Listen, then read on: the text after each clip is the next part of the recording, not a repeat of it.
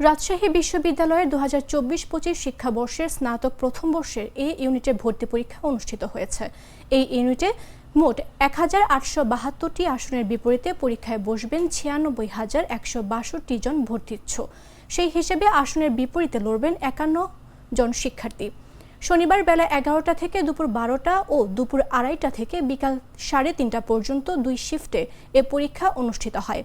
এই ইউনিটের ভর্তি পরীক্ষায় ভর্তিচ্ছু শিক্ষার্থী ও অভিভাবকেরা সকাল 10টার কিছু আগে থেকে নির্ধারিত কেন্দ্রের সামনে আসতে শুরু করেন।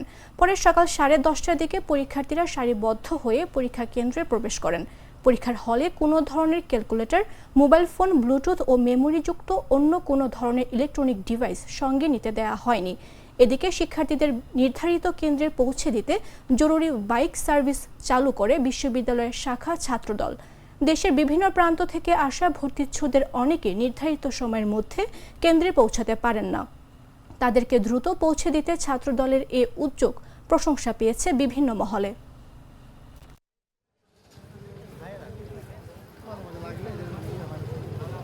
অনেক সময় শিক্ষার্থীদের দেরি হয়ে যায় কিংবা অনেকের অ্যাডমিট কিংবা এই পরীক্ষার্থীর এইটা নিয়ে যে দেরি হয়, ঝামেলা বা ত্রুটিপূর্ণ হয়, তাদের জন্য আমরা এই বাইক সেবাটা ব্যবস্থা করেছি এবং দ্রুত যেন কেন্দ্রে পৌঁছাইতে পারে। এবং এই সব সার্বিক দিক বিবেচনা করে আমরা 15টি বাইকের ব্যবস্থা করেছি। আমাদের এই যে আপনার পাশে দেখতে পাচ্ছেন এখানে বাইক আছে কয়েকটা। বাইক সার্ভিস হচ্ছে 3টি জায়গা থেকে দেওয়া হচ্ছে। একটা হচ্ছে টুকিটাকি এই ক্যাম্প থেকে, একটি হচ্ছে কাজলা গেট থেকে এবং